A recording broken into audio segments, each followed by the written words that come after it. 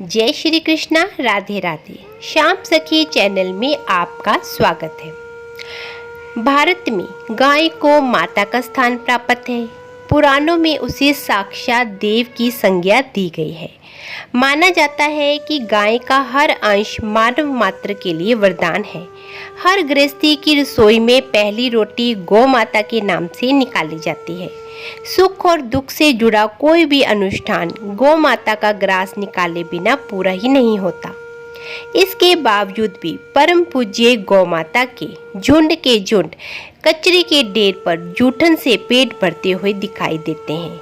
इसे देखकर मन में प्रश्न आना स्वाभाविक है कि गौ माता की ऐसी दुर्गति क्यों है।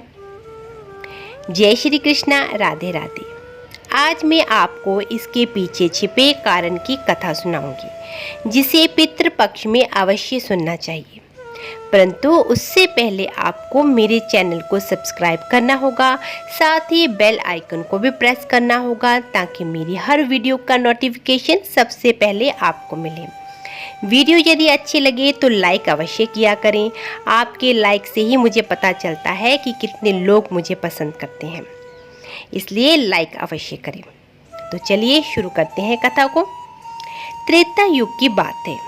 श्री रामचंद्र जी के 14 वर्षों के वनवास के बाद जब वे अयोध्या में आए तो एक दिन गया आए अपने पिता का पिंडदान करने के लिए। तब श्री राम पिंडदान की सामग्री लेने के लिए नगर की ओर चले गए। माता सीता उनकी प्रतीक्षा में वहीं फल्गु नदी के तीर पर ही बैठी रही।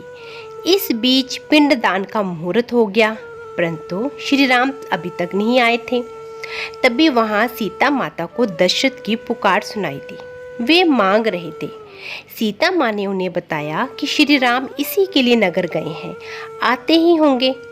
तब राजा दशरथ ने कहा कि देखो पुत्री, तुम इस मुहूर्त में अगर बालू का पिंड भी श्रद्धा से दोगी तो वो भी मेरे लिए इतना ही महत्व रखता है जितना कि जौ के आटे का पिंड। इसलिए हे पुत्री, विलंब ना करो, इस मुहूर्त में ही पिंड दान करो। माता सीता ने ऐसा सुनते ही पिता की आज्ञा मान बालू का पिंड उनके हाथों पर कर दे दिया, जिसको पाकर दशरथ तृप्त होकर गए। श्री राम मुहूर्त बीतने के बाद आए।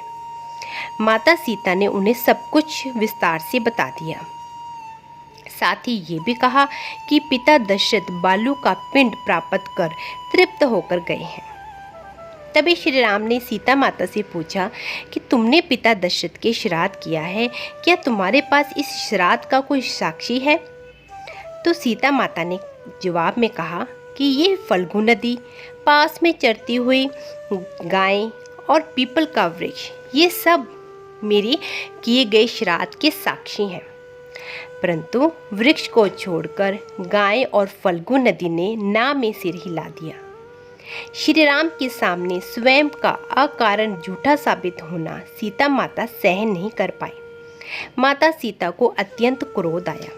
उन्होंने उसी वक्त गाय को श्राप दिया कि तू दिव्य जन्मा है, जगत कल्याण के लिए प्रकट हुई है, इसलिए जनहित के लिए तेरे गुण यथावत रहेंगे।